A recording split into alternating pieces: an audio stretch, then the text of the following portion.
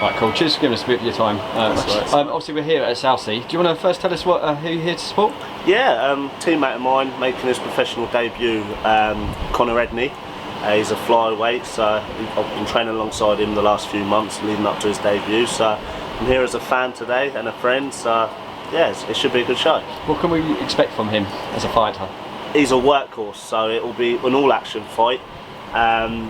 But yeah, it's all about developing, and I think that he can have a really good career if he carries on with his work ethic, his attitudes, rights also as well. I think he can go a long way. Yeah. Well, let's just move to you three. Obviously, we're talking off camera a little bit. Obviously, you're going to be fighting on 9th, is it 9th or 10th of November? 9th of November, 4 weeks today. Yeah. So, yeah, tell us a little bit about that fight and who you're fighting. I'll be fighting Luis Alberto Veron from Argentina. I hold obviously the WBO European title, he's got the WBO Latino title, so we can't fight for each other's belts, but he's ranked 6th in the world by the WBO and I'm 12th in the world, so I'm coming for his ranking. And he's an unbeaten fighter as well, he's ranked a lot higher than me, so it's going to be another big test, but it's a fight that I'm so confident that I can pull off. Yeah. Obviously, you know, you're ranked pretty well, and like you say, you know, you can take his ranking, so to speak. You start kind of climbing up the rankings, obviously a lot more. What is your aim for next year? Well, everyone that knows me obviously knows I'm a hungry fighter. All I keep doing is taking bigger tests each time, fighting people that are above me. Because I'm only 25, I've got a long way to go in the sport. So yeah, it should be exciting.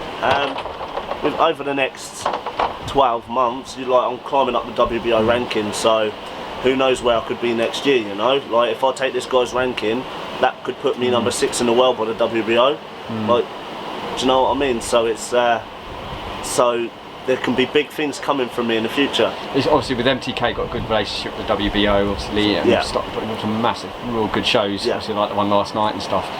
What's it like being signed to like MTK? Brilliant. Since signing with MTK, they've just given me opportunity after opportunity, and I'm not the easiest fighter to manage. Like, I'm avoided over here, like all the local fighters don't want to fight me, so I've got to take bigger risks and tougher tests to get where I am. But each fight I'm pestering Lee and pestering MTK for another big fight, an even bigger fight, and they keep delivering. So although I'm not the easiest person to manage, they keep pulling off good fights. Why is it that you're avoided? Why is it that, you know, none of the Brits want to fight you? Because they don't call me the problem for no reason. I've got an awkward style.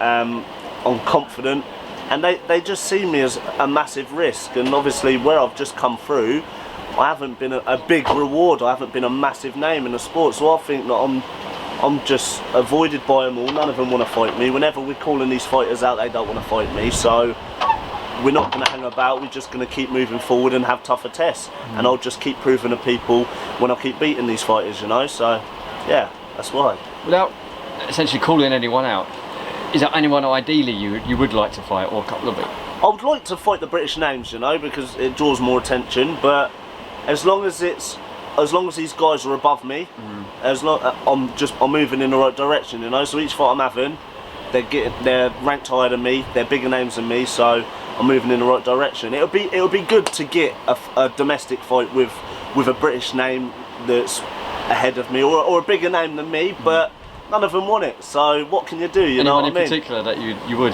No, obviously I called Conor Benn out for a couple of years. His team didn't want to fight me, and I can't do an interview without that name being mentioned. I didn't want to say it, but no, it's fine. You know, I can't even walk down my local town. I can't walk through town without his name being mentioned to me. You know, so but we called him out for 2 years. He's on his own path. They didn't want it. I've achieved more than he has. I'm ahead of him, so you can see why he don't want it. Maybe that fight will happen in a couple of years, and you know, like, I've met the guy. He's a nice lad. He is improving and stuff like that. And like, if he did ever want to fight me, you know where I am. You know, I'll take that in a heartbeat. But I'm on my own path. I know it's not going to happen anytime soon anyway. So good luck to him. Has there been any conversations with his team whatsoever? Any tentative ones, or is it literally for 2 years? It's no negotiations have ever. It's never been that far whatsoever. I met him. He was ringside at one of my fights earlier this year. I met him, you know, and there was nothing there. Like, you know, he's not interested in the fight. He's got his own plans, you know, and I've got my own plans now. You know, I'm with a great team in MTK. I'd love that fight, but I've just got to look at different fights now, different options, and I'm moving up the rankings really quick. So in a minute, I'm not going to look at Conor Benn. You know what I mean? What about Josh Kelly? There's probably more chance of fighting Josh Kelly than Conor Benn. He's obviously the level above me.